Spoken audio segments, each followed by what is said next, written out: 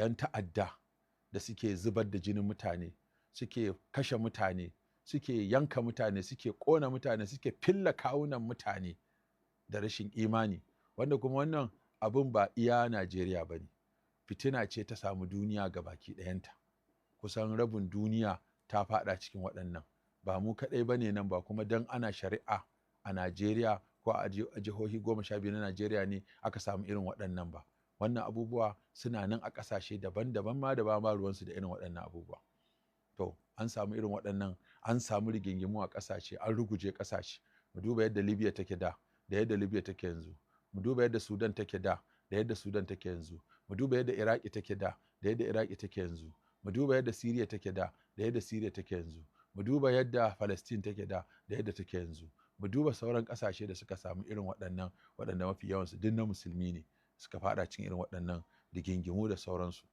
To, amma abin takaici shine su waɗanda suke so daga waje su taimaka mana don a samu wato aminci, a samu lafiya, a samu zaman lafiya, a samu ilimi, a samu wayewa, a samu ƙasar noma, a koyi sana'a.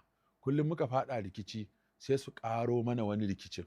Saboda mu ɗinnan da Allah ya mu, wato akan arziki muke rayuwa, akan dukiya muke rayuwa, akan kuɗi muke rayuwa. Allah ya cika ƙasarmu da albarka, albarka ta fito, albarka ta kwanta a cikin ƙasa, mutane masu albarka, ƙasa mai albarka, yanayi mai albarka.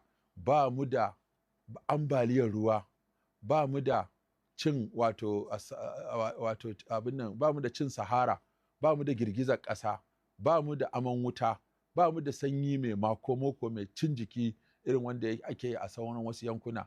Duk waɗannan abubuwan Allah ta'ala ya kare mu daga duk waɗannan annoba. Annoban mu babba shine shugabanci da ba mu da shi mai inganci.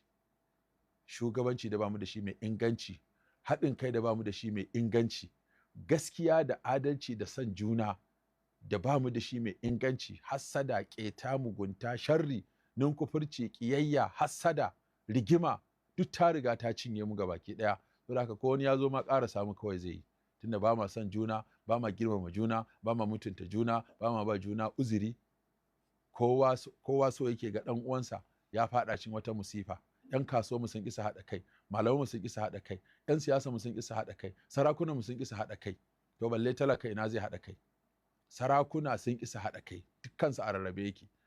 Malamai sun ƙisa haɗa kai, su ma kansu duk a rarrabe yake. Na kowane ɓangare kuma a cikin kowane gida akwai wannan rarrabuwar. Kowane gida yana da wannan rarrabuwar. Ko ina ka shiga sai ka samu cikin shi ma a farfashe yake. Ɗaki ne, kamar gida ne, sai ka shiga sai ka ga ashe akwai ɗaki. In ka shiga ɗaki ma zai ga akwai saƙo, akwai lungu, akwai kowace lungu kuma wani ya tsaya ya ja daga a ciki. To malamai kenan. 'Yan kasuwa sun ƙisa haɗa kai, kasuwancin yayi ƙarfi, su taso da na ƙasa. Manyan ma faɗa suke a tsakaninsu balle ƙanana. To haka nan kuma 'yan siyasa su ma sun ƙisa haɗa kai. Wannan ya zagi wannan ya tura ya bada kuɗi a ci mutuncin wannan har ma malamai su ma sun fara shiga irin wannan. Wani ya sa almajiransa su ta zagin wani malami, shi ma wani ya sa almajiransa ta zagin wani malami. Duk abin da wancan ya na kuskure daidai ne, duk abin da wancan ya na daidai kuskure ne. Don aka tafi a haka, ƙara wa kanmu rauni muke, ƙara karya kanmu muke, ƙara ciyar da kanmu baya muke yi. Wannan abun ba zai fitar da mu ba. Saboda haka kullum za mu yi ta ganin abubuwa ba yadda suke tafiya ba, ko za mu yi ta ganin su da ban mamaki.